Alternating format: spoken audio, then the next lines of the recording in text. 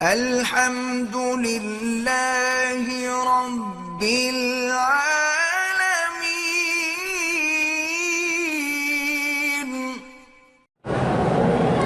کہتے ہیں جی کہ عورت اپنے زیر ناف بال جو ہیں وہ صاف کرنے کے لیے بلیڈ یا اس طرح مشین استعمال کر سکتی ہے۔ مقصد تو بال اتارنا۔ اب جو اس وقت دنیا میں شیمپو ہے یا ایسی، یہ حضور کے زمانے میں تھی، تو مقصد یہی ہے کہ بال اتارے۔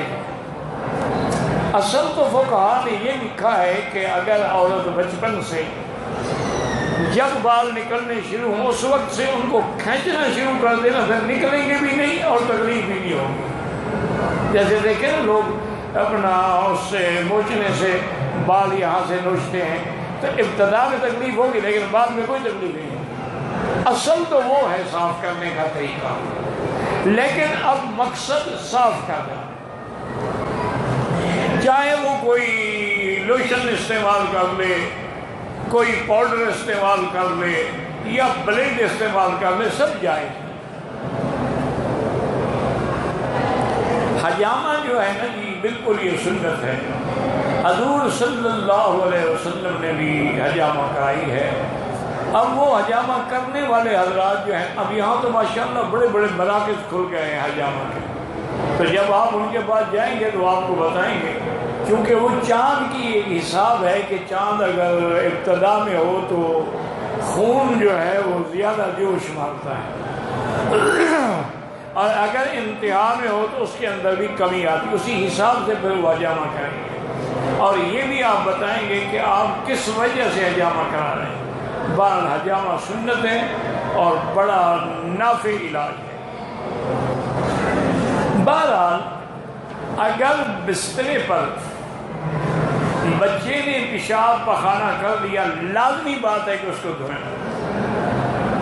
اگر وہ گدا بھی ہے تب بھی دھوئیں اور دھوپ میں ڈال دیں۔ اس لیے جس گھر میں بچے ہوں نا ان کے لیے خاص طور پہ اہتمام کیا جاتا ہے۔ آج کل پیمپرز مل جاتے ہیں، وہ بستر پہ بچھا دیں تو بستر خراب نہیں ہوتا۔ اگر کسی مسجد کے نمازی امام کو خود مختار بنا دیں تو امام کو کتنی تنخواہ لینا جائز ہے؟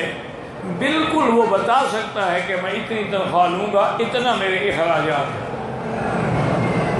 یہ تو پہلے زمانے کے مسئلے ہیں کہ بھئی نماز پہ اجرت نہ لی جائے یا قرآن شریف پڑھانے پہ اجرت نہ لی جائے۔ یہ دور اول کی بات ہے جب بیت المال تھے اسلامی، ان کو بیت المال سے وظیفہ ملتا تھا، ان کو کسی چیز کی ضرورت ہی نہیں تھی۔ لیکن جب بیت المال ہی ختم ہو گئے ہیں تو اب متاخرین علماء نے اجتہاد کر کے فتویٰ دیا ہے کہ امام کو بھی تنخواہ لینا جائز ہے اور مدرس کو بھی تنخواہ لینا جائز ہے۔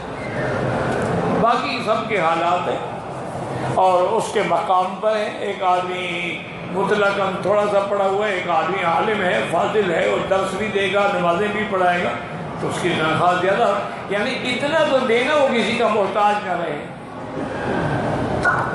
اگر ایک خطیب ہے صرف جمعہ پڑھاتا ہے تو وہ بھی بدلہ تنخواہ لے سکتا ہے۔